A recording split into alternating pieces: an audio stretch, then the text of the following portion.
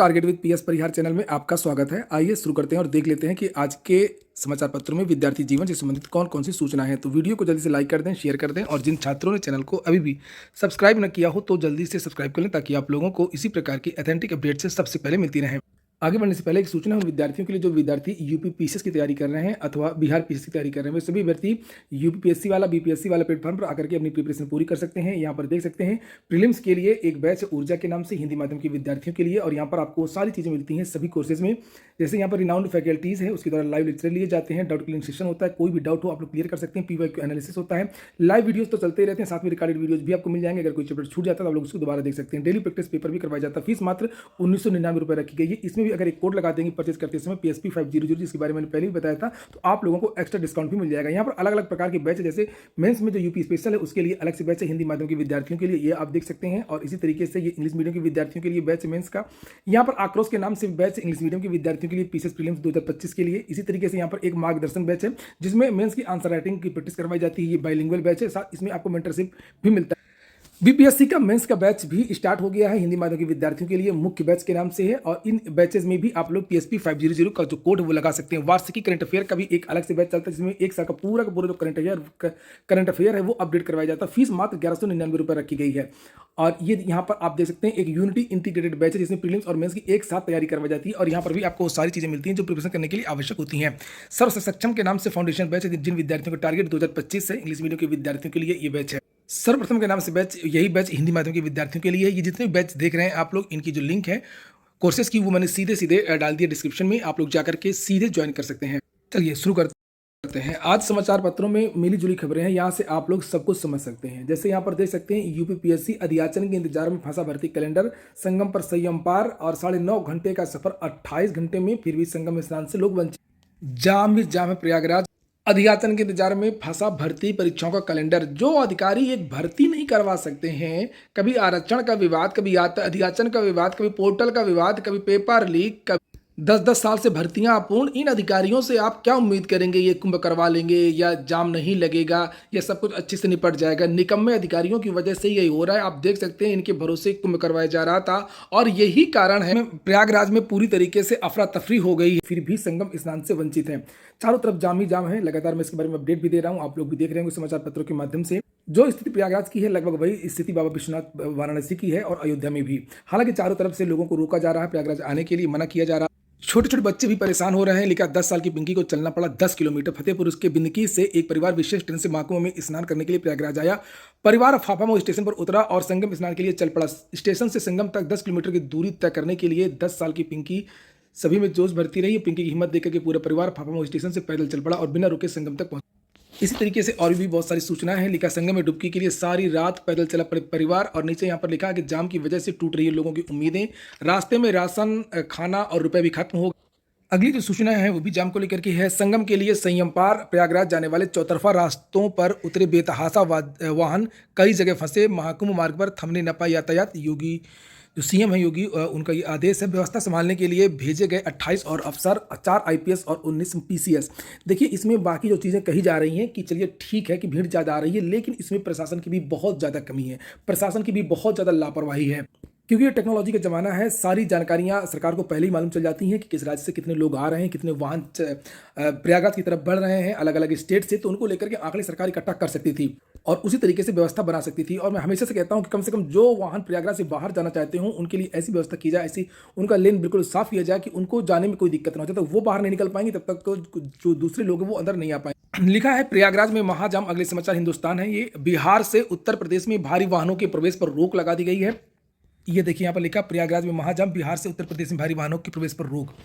भारी भीड़ को देखते हुए यूपी पुलिस का फैसला, सासाराम से आने वाले भारी वाहनों को रोक दिया गया है। एक कम्युनिकेशन की भी सरकार की कमी है कि जैसे वो 15 अगस्त की हार्दिक शुभकामनाएं सभी मोबाइल फोन में मैसेज सरकार का पहुंच जाता है, यूपी सरकार का। इसी तरीके से सभी को सूचना दे दें कि भाई यहाँ जाम लगा, यहाँ मत आइए, यहाँ से रूट डाइवर्ट कर दिया गया है। लोगों को जानकारी नहीं मिल पा रही है और लोग चक्कर लगाते रहते हैं प्रयागराज में, कभी पैदल या गाड़ियों से।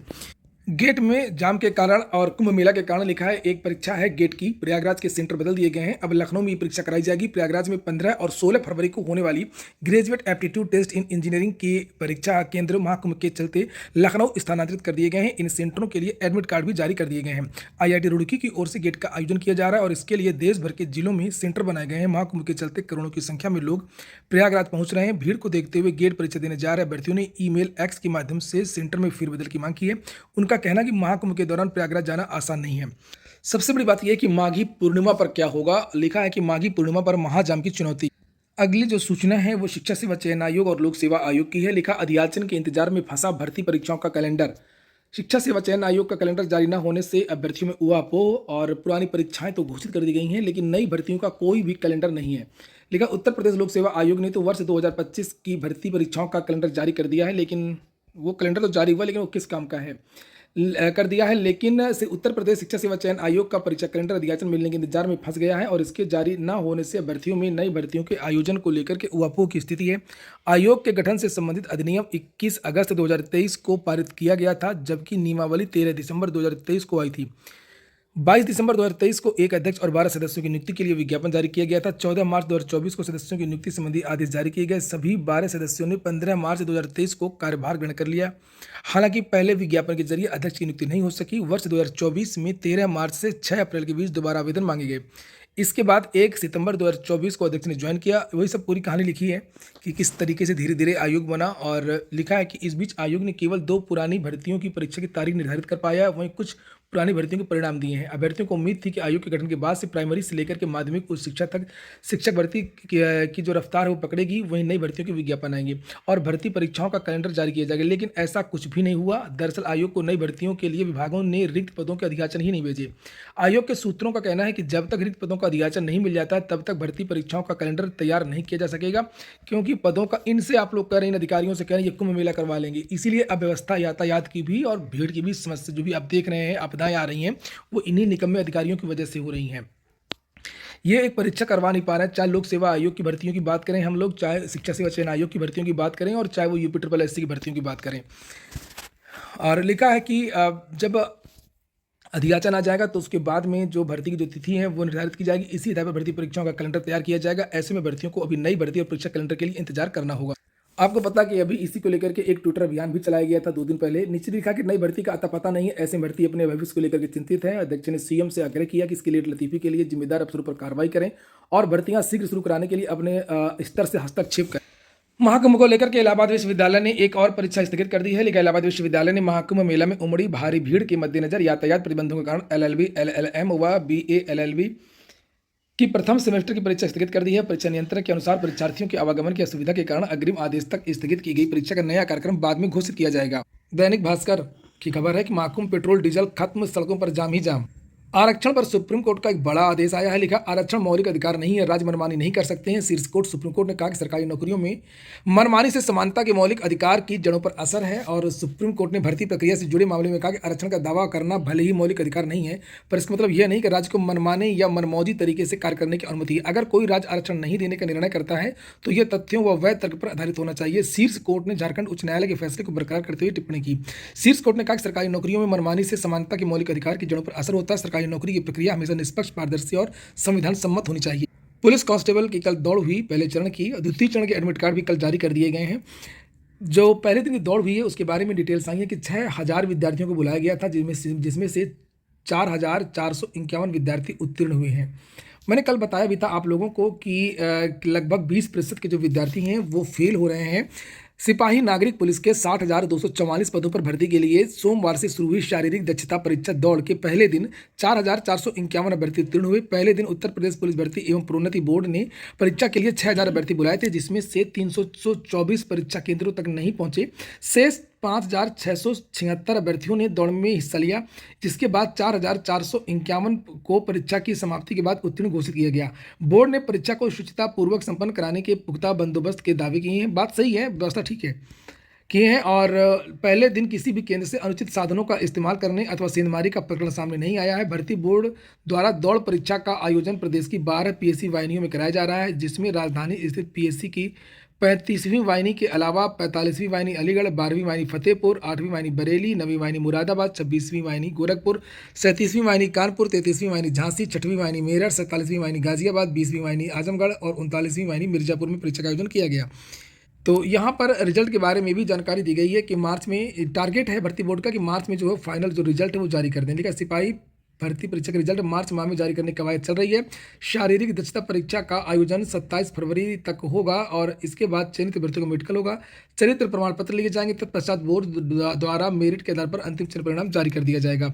दूसरी और शेष करीब 40,000 अभ्यर्थियों की दौड़ परीक्षा का जो एडमिट कार्ड है वो डाउनलोड करने का जो लिंक है, लिस्ट में तो लिखा है कि देर रात जारी कर दिया गया, लेकिन हाँ वो जारी हो गया है। पंचायती राज विभाग बिहार सरकार से भर्ती आई है। 2436 पदों पर ग्राम कचहरी न्याय मित्र के पदों पर ये भर्ती है। लास्ट डेट इसकी 15 तारीख है। यूपीएससी से जो वैकेंसी आई है आईएएस आईपीएस की, उसके बारे में भी जानकारी दी गई है। 1129 पद हैं आईएएस आईपीएस। अन्य पदों पर रिक्तियां, आवेदन की अंतिम तारीख 18 फरवरी, अभी इसको बढ़ाया गया था, 11 तारीख लास्ट डेट थी। 21 से लेकर के 32 के बीच के जो युवा हैं वो आवेदन कर सकते हैं। पीसीएस में कुल पदों को लेकर के बड़ा कन्फ्यूजन है। जैसे बिहार सरकार तो उसकी तो प्रशंसा करना पड़ेगा बीपीएससी की, लोक सेवा आयोग की, वो तो जानकारी देता रहता है कि आज 100 पद बढ़ गए, 200 पद बढ़ गए, ये है वो, तुरंत विज्ञप्ति जारी होती है। लेकिन उत्तर प्रदेश लोक सेवा आयोग इतना बेकार आयोग है, इतना दो कौड़ी का आयोग है, ना तो सूचना की विज्ञप्ति जारी करता है, कभी भी नहीं जारी करता है कि इतने पद बढ़ गए हैं, और ना ही आरटीआई पर कभी स्पष्ट जवाब देता है। आरटीआई में भी ये घुमाता रहता है, वेबसाइट देखें, फलाना देखें, ये देखें, वो देखें। एक छात्र ने यहाँ पर आरटीआई डाली थी कि जो है पीसीएस में कितने पद हैं, तो उसका जवाब देखिए किस तरीके से दिया गया है। आरटीआई को बिल्कुल बेकार कर दिया। आरटीआई का कोई मतलब ही नहीं रहा। कभी भी लोक सेवा आयोग अच्छे से जानकारी नहीं देता है कि अलग अलग कितने पद हैं या कि कब तक विज्ञापन है, किस भर्ती का किसका अधियाचन पहुंचा है। मतलब जो वास्तविक स्थिति है वो विद्यार्थियों को पता कभी चल ही नहीं पाती है। इसमें लिख दिया है कि रिक्तियों का विवरण पदवार, विभागवार, श्रेणीवार। अभी देखिए रिजल्ट जारी होने वाला है, प्रीलिम्स हो चुका है और यहाँ पर लिख दे सूचना अभी दे नहीं है। अभी इनको यही नहीं पता है कि कितने पद हैं पीसीएस में। ये देखिए बिल्कुल मतलब क्या कहा जाए इसको, आरटीआई को कुछ समझता ही नहीं है लोक सेवा आयोग। और फिलहाल जो जानकारी मुझे मिली है कि अभी रिजल्ट में पीसीएस में देरी हो रही है, उसके कई कारण हैं। एक तो मैंने बताया था सीरियल वाली बात, दूसरा महाकुंभ में बहुत सारे जो कर्मचारी हैं जाम में फंसे रहते हैं, वो आ ही नहीं पा रहे। छुट्टियां भी इस बीच में बहुत रही हैं, इसलिए अभी आप लोगों को पीसीएस की रिजल्ट के लिए लंबा इंतजार करना पड़ सकता है। 15 तारीख तक रिजल्ट नहीं आएगा और अब ये जो रिजल्ट है वो फरवरी के अंत में ही आ सकता है। जब कुछ काम शुरू होगा तब इसके बारे में जानकारी दी जा सकती है। अभी इंतजार ही इंतजार है।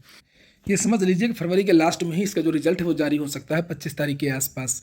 अगली जो सूचना है वो बिहार में 50 साल से ज़्यादा उम्र के पुलिसकर्मी होंगे सेवा मुक्त। बिहार पुलिस ने 50 साल से ज़्यादा उम्र के फिसड्डी और काम के लायक नहीं रह गए पुलिस वालों को निर्धारित समय से पहले जबरन रिटायर करने का फैसला लिया गया है। पुलिस मुख्यालय ने सभी एसएसपी, एसपी, रेल पुलिस जैसे पुलिस जिससे राज्य के पुलिस विभाग में हड़कंप मच गया है और सूत्रों के मुताबिक बिहार पुलिस सिपाही से लेकर के डीएसपी लेवल तक के अफसरों के बीच लिस्ट बनाने में उनके ट्रैक रिकॉर्ड को आधार बनाएगी, जिससे पुलिस फोर्स में यह आशंका पैदा हो गई है कि पूर्वाग्रह और गलत नीयत से भी उनका नाम जबरन रिटायरमेंट की लिस्ट में डाला जा सकता है। बिहार पुलिस एसोसिएशन के अध्यक्ष मृत्युंजय सिंह ने कहा कि इस आदेश से भेदभाव होने की आशंका पैदा हो रही है। सिंह ने कहा कि इस आदेश से नौकरी जाने का डर पैदा होगा और पुलिस फोर्स के मनोबल पर खराब असर होगा। लिखा है कि इन लोगों को 31 मार्च तक रिटायर किया जा सकता है। आदेश के दायरे में गंभीर बीमारियों की वजह से ड्यूटी नहीं कर पा रहे पुलिस वाले भी आएंगे। सिपाही से लेकर डीएसपी रैंक तक की जो लिस्ट है वो बन रही है। ये हो गया आज का वीडियो आपको अच्छा लगा हो, ये काम का हो तो लाइक अवश्य कर दें। जिन छात्रों ने चैनल को सब्सक्राइब ना किया हो सब्सक्राइब कर लें। पूरा वीडियो सुनने के लिए बहुत बहुत धन्यवाद।